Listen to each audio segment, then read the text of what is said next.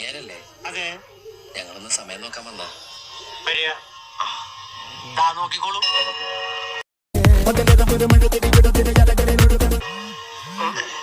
2:30 മണിയായി.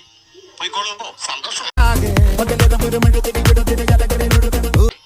അതല്ല, ഒരു കല്യാണത്തിന് പൊരുത്തം നോക്കി മുഹൂർത്തം മുറിക്കാൻ വന്ന. അല്ല, പൊരുത്തം നോക്കി മുഹൂർത്തം കുറിക്കാൻ വന്ന. ഇതിനൊക്കെ പകല് വന്നുകൂടെ? സന്ധ്യ കഴിഞ്ഞ ഇതൊന്നും നോക്കാൻ പാടില്ല. ചെറുക്കന് മിഡ് നൈറ്റിലാ സെറ്റപ്പ് ആയത്. നാളെ ഏർലി മോർണിംഗിൽ വെഡിങ് നടത്തണം. എല്ലാം ചടപടേന്നായിരുന്നു. എന്താണ്? നമ്മള് ബ്രാഹ്മണന്മാരാന്ന് വിചാരിച്ചോട്ടെ.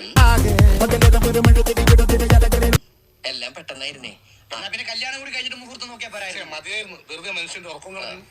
കണിയൻ സാർ അങ്ങനെ പറയരുത്. വിവരങ്ങളൊക്കെ ഇത് പറയും. മഹാലക്ഷ്മി പാതിരായ്ക്ക് വന്നാലും മടക്കി വിടാൻ പാടില്ലെന്നാ. മഹാലക്ഷ്മി ആരാ? മോള ഭാര്യ ഇരിക്കുമല്ലേ?